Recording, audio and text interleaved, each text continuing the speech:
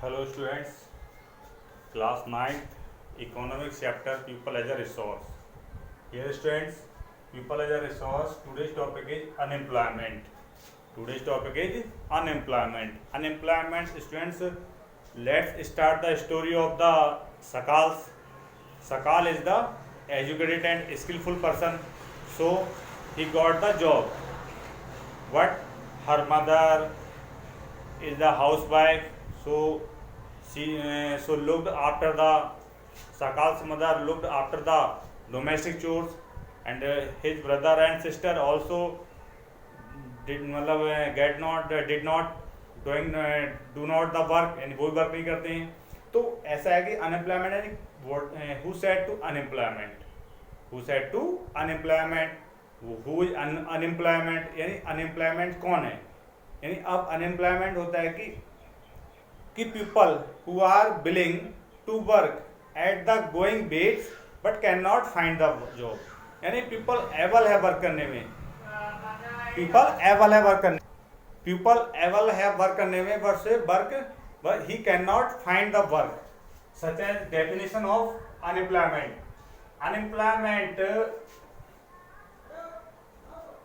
Unemployment is a situation in which a person is willing and able to work at the prevailing wage. यानी people वो person जो है कि work करने के लिए एबल भी है और करना चाहता भी है, बट वो कहीं पर क्या है कि but does not find any gainful work. But वो कहीं पर एक ऐसा वर्क नहीं सर्च कर पा रहा, उसको कोई वर्क नहीं मिल रहा है.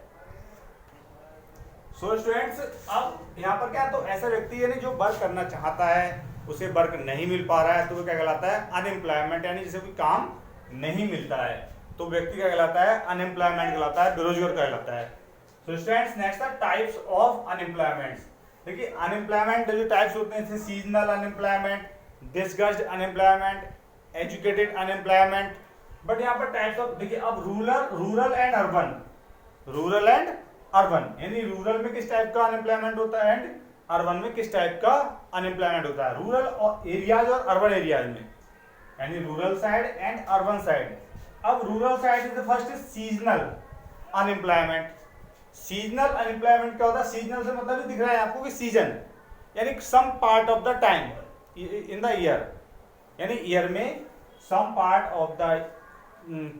ऑफ द ईयर यानी साल में कुछ समय के लिए वर्क मिलना. यानी 4 month 5 month 6 month and 4-5 month work किया फिर फ्री बैठ गए, तो ये क्या कहलाता है, यानी हो लगातार वर्क नहीं मिलना ईयर में, भाई क्या कहलाता है सीजनल अनएम्प्लॉयमेंट कहलाता है. यानी सीजनल मतलब कुछ टाइम वर्क मिलता है. डिस्गस्ड अनएम्प्लॉयमेंट स्टूडेंट्स, डिस्गस्ड अनएम्प्लॉयमेंट मींस मतलब जैसे ये इसका मतलब होता है कि जहां पर जो पीपल्स होते हैं उन्हें कि people appear to be employed, यानी people appear to employed. People दिखता तो क्या है वो वर्क कर रहा है, एम्प्लॉयड है, बट है क्या वो बट फैमिली क्या है कि दे हैव जैसे एग्रीकल्चर यानी एनी हैव एग्रीकल्चर प्लॉट, किसी के पास खेती है तो वहां वो लोग वर्क करते हुए दिखते हैं. अब उस प्लॉट पे उस एग्रीकल्चर में उस खेती में उसके पास मान लीजिए वहां पर 2 पर्सन्स के लिए वर्क है. अब घर में 4 पर्सन्स हैं, यानी घर में 4 पर्सन्स हैं वर्क करने के लिए और 2 पर्सन्स उस खेत का वर्क प्लॉट का वर्क कर सकते हैं. बट एम्प्लॉयमेंट नहीं होने की वजह से वो 4 persons engage in your plots, यानी अपनी खेती में चारों लोग क्या हैं एंगेज हो गए. तो वो दिख तो रहे हैं कि 4 जो पर्सन है वो उन्हें एम्प्लॉयड हैं, वर्क कर रहे हैं, बट वो 2 पीपल्स का वर्क वो 4 पीपल्स कर रहे हैं. यानी वो 2 लोग कर सकते हैं लेकिन वहां पर कितने लोग कर रहे हैं, 4 पर्सन्स कर रहे हैं. तो क्या वो ये 2 पर्सन्स वहां पर क्या है वो डिस्गस्ड अनएम्प्लॉयमेंट कह जाते हैं. क्या कहलाते हैं, डिस्गस्ड अनएम्प्लॉयमेंट कहलाता है स्टूडेंट. अब अर्बन एरिया में क्या होता है कि एजुकेटेड अनएम्प्लॉयमेंट. एजुकेट का मतलब देखिए अर्बन एरिया में मैक्सिमम जो पर्सन्स होते हैं वो लिटरेट होते हैं. कोई ITI है, कोई GTI है, कोई BTech है, कोई MTech है, यानी कोई BA MS है. तो ये बहुत सारे वो डिग्री ले लेते हैं और एजुकेटेड हो जाते हैं, but can not find the work, और उन्हें कहीं वर्क नहीं मिल पाता, तो वो क्या कहलाते हैं एजुकेटेड अनएम्प्लॉयमेंट कहलाते हैं. तो नेक्स्ट स्टूडेंट देखिए, अब प्रॉब्लम्स ऑफ अनएम्प्लॉयमेंट। अब अनएम्प्लॉयमेंट की जो प्रॉब्लम्स क्या क्या होती हैं, तो देखिए it leads to wastage of man power resource.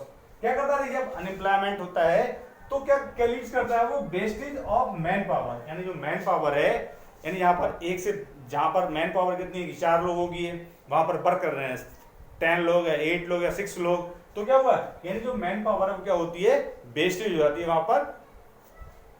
वहां पर लोग मतलब क्लियरली लोगों के पास एम्प्लॉयमेंट नहीं होता, तो वो अपना टाइम उसमें इंगेज कर देते हैं, अपना टाइम मतलब कि चलो इसी में अपना वर्क कर रहे हैं। It tends to increase economic overload. अब होता क्या है कि जब लोग अनएम्प्लॉयमेंट होते हैं तो ओवरलोड पड़ जाता है फैमिली पे, इंक्रीजमेंट ओवरलोड हो जाता है इकोनॉमिक। भाई घर में कमाने वाले 1 है और खाने वाले 5 हैं, तो एक ही व्यक्ति पे क्या हो जाता है, ओवरलोड बढ़ जाता है।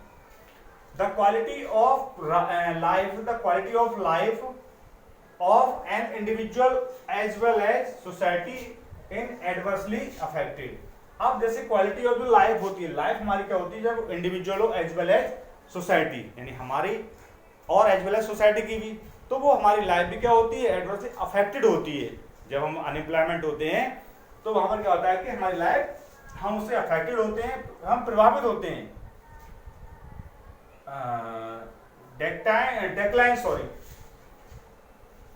decline in its health status and rising withdrawal from the school system। देखिए अब क्या होता है कि हमारा जो हेल्थ सिस्टम है, जब हमें वर्क नहीं मिलेगा तो हमें हमारी जो न्यूट्रिएंट्स है वो हमें कंप्लीटली नहीं मिल पाएंगे, हम अच्छा खा नहीं पाएंगे, तो हमारी हेल्थ भी क्या होगी, डिक्लाइन होगी, हमारी हेल्थ भी थोड़ी डाउन होगी, और जो सिस्टम है हमारा, जो डेली का सिस्टम है वो भी सिस्टम बेकार होगा, और जो हमारे घर पे यानी जो स्कूल जाने वाला है उनका भी सिस्टम कैसा हो जाएगा, वो भी विड्रॉ हो जाएगा, लोग स्कूल नहीं जा पाएंगे, मतलब वो वर्क नहीं कर पाएंगे, अपना जो वर्क है वो नहीं कर पाएंगे। नेक्स्ट है कि अब इन केस इंडिया, अब इंडिया का केस क्या कि इंडिया में केस है तो क्या है कि people appear to work throughout the year but in terms of their potential and income. अब पीपल उसमें वर्क करते दिखते हैं, थ्रू आउट पीपल, हमें क्या है कि पीपल वर्क करते हुए दिखते हैं उसमें, but it term of their potential and income, उनकी पोटेंशियल क्या है एंड उनकी इनकम क्या है, क्या इनकम उनकी उतनी है, होल ईयर वर्क कर तो दिख रहे हैं हमें, उनकी पोटेंशियल क्या, अपनी पोटेंशियल के आधार पर वर्क कर रहे हैं, नहीं कर रहे हैं, तो it is not adequate for them, तो ये उनके लिए क्लियरली नहीं है।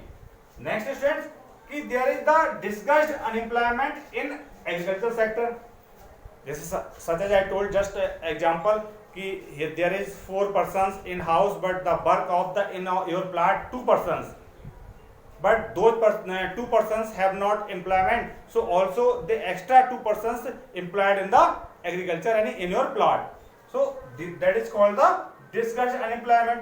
तो है क्या कि एग्रीकल्चर पे बहुत सारा वर्क क्या है, लोग डिपेंड है, मतलब वहां पर जितने लोग वर्क करना चाहिए उससे ज्यादा लोग वर्क कर रहे हैं उसमें, जबकि उतने लोगों से अगर उतने नहीं होंगे तब भी वर्क चल जाएगा।